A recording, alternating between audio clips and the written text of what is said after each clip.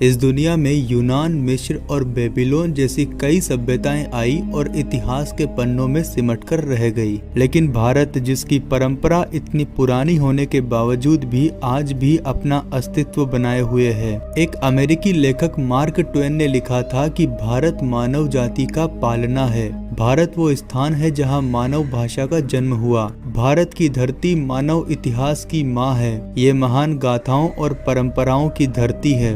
भारत मानव इतिहास की सबसे कीमती और सबसे रचनात्मक चीजों का खजाना रहा है। आज की इस वीडियो में हम हमारे भारत के प्राचीन इतिहास से जुड़ी 5 ऐसी इंटरेस्टिंग बातों को जानने की कोशिश करेंगे जिनके बारे में आपने शायद ही सुना होगा। नंबर 1, आज के समय में शिक्षा के क्षेत्र में भारत भले ही कई देशों से पीछे है, लेकिन एक समय था जब भारत का नालंदा विश्वविद्यालय उच्च शिक्षा के मामले में दुनिया का सबसे प्रसिद्ध विश्वविद्यालय था। यहाँ पर Korea, Japan, China, Tibet, Indonesia और तुर्की जैसे कई देशों से स्टूडेंट्स पढ़ने आते थे। नालंदा विश्वविद्यालय की प्रवेश परीक्षा बेहद कठिन हुआ करती थी। केवल चुनिंदा प्रतिभाशाली स्टूडेंट्स ही प्रवेश पा सकते थे। उस समय के 2 प्रसिद्ध यात्री थे हुएन त्सांग और इत्सिंग, जो 7वीं सेंचुरी में यहाँ आए थे।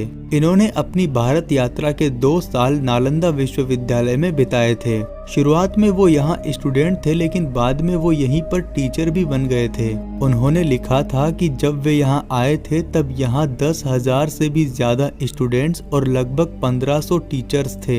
एक अनुमान लगाया जाता है कि एक समय में महान गणितज्ञ आर्यभट्ट यहाँ के हेड हुआ करते थे। यहाँ स्टूडेंट्स के लिए एक विशाल लाइब्रेरी थी। इस लाइब्रेरी में लगभग 3 लाख से ज्यादा किताबें थी।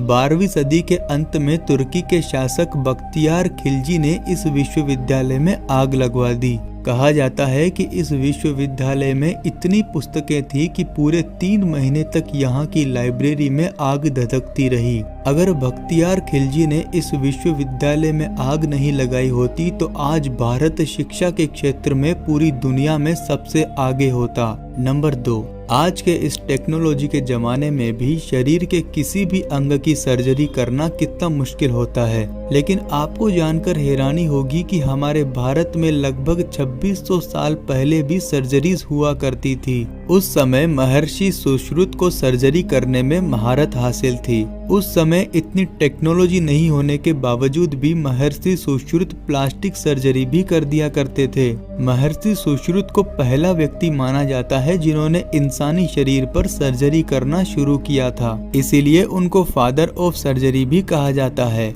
इन्होंने शल्य चिकित्सा पर एक संस्कृत ग्रंथ लिखा था जिसे सुश्रुत संहिता के नाम से जाना जाता है। इस संहिता को आयुर्वेद का फाउंडेशनल टेक्स्ट भी माना जाता है। सुश्रुत संहिता में 184 अध्याय है जिनमें बड़ी से बड़ी बीमारी का इलाज बताया गया है। 8वीं सदी में महर्षि सुश्रुत के इस ग्रंथ को किताब शाह सुन अल हिंदी के नाम से अरबी भाषा में भी ट्रांसफर किया गया था। एक और महान भारतीय चिकित्सक थे महर्षि चरक। इनकी शिक्षा तक्षशिला में हुई थी। महर्षि चरक को पहला व्यक्ति माना जाता है जिन्होंने इंसानों के डाइजेशन सिस्टम और इम्यूनिटी पावर के विषय को सबके सामने रखा। महर्षि चरक ने भी संस्कृत में एक ग्रंथ लिखा था जिसे चरक संहिता के नाम से जाना जाता है। नंबर 3, पुरातत्व सबूतों के हिसाब से हमारे भारत का शहर वाराणसी दुनिया के सबसे प्राचीन बसाए गए शहरों में से एक है, जो आज भी अपना अस्तित्व बनाए हुए है। इसे बनारस और काशी के नाम से भी जाना जाता है। वैसे वाराणसी को कम से कम 3000 साल पुराना माना जाता है और हिंदू धर्म ग्रंथ के अनुसार इसकी स्थापना भगवान शिव ने लगभग 5000 साल पहले की थी। और आपको जानकर हैरानी होगी कि आज से लगभग 2500 साल पहले जब भगवान बुद्ध बनारस आए थे तब उस जमाने में भी लोग इस शहर को एक प्राचीन शहर मानते थे। बनारस हिंदू धर्म के सबसे पवित्र स्थानों में से एक है। नंबर 4, जीरो का आविष्कार हमारे भारत में हुआ था। 2 महान भारतीय गणितज्ञ ब्रह्मपुत्र और आर्यभट्ट को जीरो का आविष्कारक माना जाता है और जिनको आज दुनिया अरबी संख्या कहती है। इनका आविष्कार अरब में नहीं बल्कि 6th और 7th सेंचुरी में भारतीय गणितज्ञों ने इनका आविष्कार किया था। अरबी और फारसी लोग इन्हें हिंदू संख्या के नाम से जानते थे।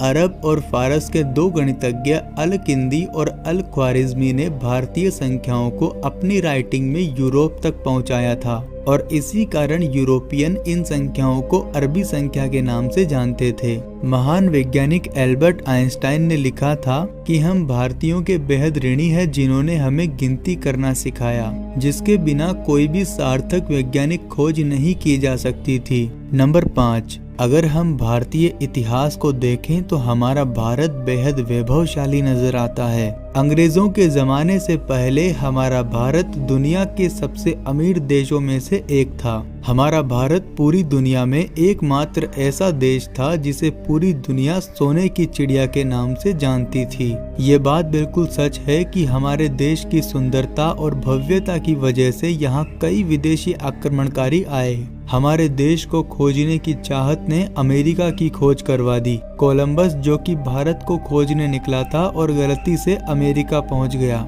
फिर बाद में वास्को डिगामा भारत की जमीन पर कदम रखने वाला पहला यूरोपियन बन गया। मुझे दुख होता है जब लोग चंद पैसों के चक्कर में भारत की इस महान भूमि को छोड़कर चले जाते हैं। मैं मिलता हूँ आपसे अगली वीडियो में, तब तक के लिए बहुत बहुत धन्यवाद।